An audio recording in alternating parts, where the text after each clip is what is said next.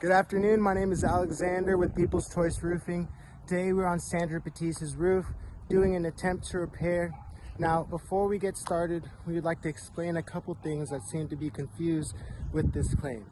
First, when it comes to a repair, we're not sure if the insurance understands that when repairing a shingle, it is not simply just replacing one of these. A shingle is 3 tabs long and is going to affect the whole area on a roof like this, a 3 tab over 10 to 15 years old. So over here, as you see, we've done a quick highlight of some of the areas that are going to need to be worked on. And the work is not simply just the shingles you see that are touching the shingle, which make up the shingle, but the area around as well. The allotted amount that the insurance company has allotted this customer is nowhere near what was promised and suggested by the adjuster when he visited the property. But we're going to go ahead and do our diligence to try and explain the situation and get this handled best for the customer. So that's one. Two, when it comes to the hail on this roof, we're going to go ahead and add supplementing pictures. But when it comes to the size of the hail, insurance adjuster is claiming that this is not hail, yet the exact length and width of the hail on this roof matches the hits on the soft metals as well.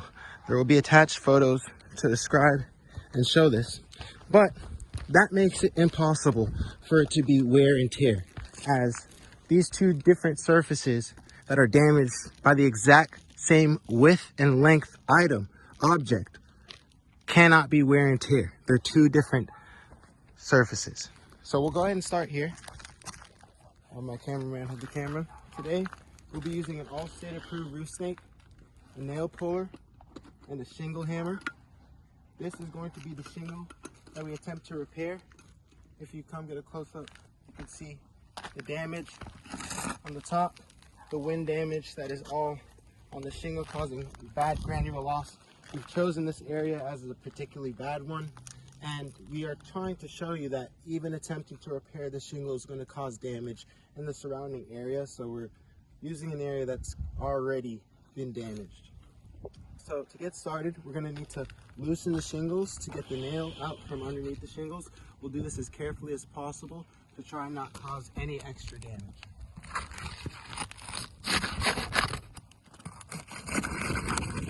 See, the seal is coming up very easily. Really no effort. Seal is just popping up. And then as you saw there, the shingle's simply ripping just from attempting to do this. We're being very careful. So we already have a rip in the shingle, but I want to give a quick overview. If you can hand me the camera. We'll do a quick overview of how the shingles are looking before we get started removing the nails. So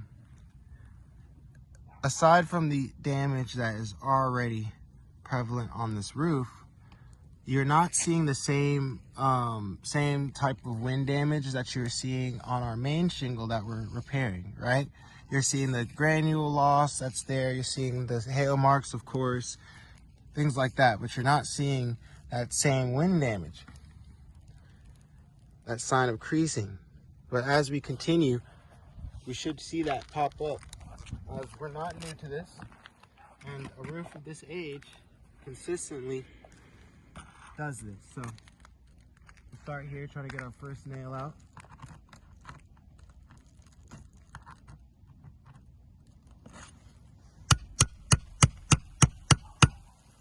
Now you can probably hear the granules coming down the roof from every hammer hit. If you listen closely.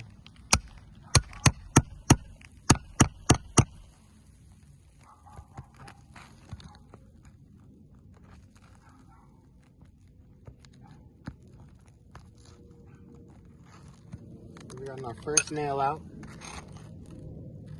It looks good. If you hand me the camera, I'll give you a quick overview now of what this is looking like. So before we even touched this shingle, there was no granule loss at the top. But now you're seeing, and let me get close in here. Now you're seeing here the granule loss that is appearing at the top of the shingle, that's going to continue to go as we continue to do this. So right here, you see the thick line at the top of the shingle, and as we're pulling out the nail the whole time, you can hear the granules coming off.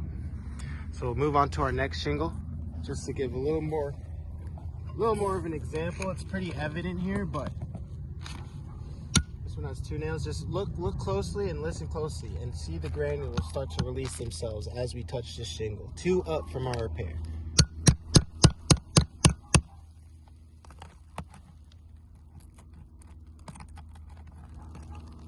Got 1 nail out, 2nd nail.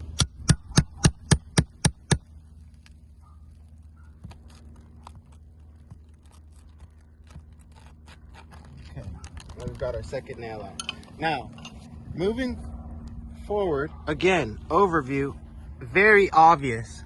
A line of granule loss has now appeared at the top of the shingle. And this first one has gotten worse. As we continue through the process, this will continue to happen, creating damage surrounding our attempted repair. We are going to have to say this is a failed attempt at a repair test.